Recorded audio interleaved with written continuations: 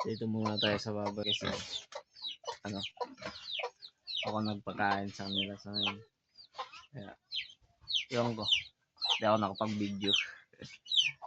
Hindi ako nakapag-video tapos na sila kumain. Hindi ako nakapag-video ngayon.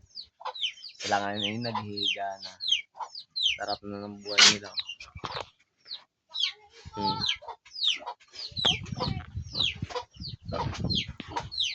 Hindi naman makulit. Kapag busog na, hindi naman makulit. Ikaw na lang kumulit sa kanila.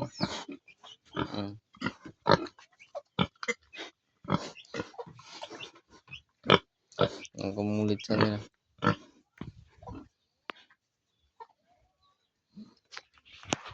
Diba? Nakapagbusog na. Matulog na lang.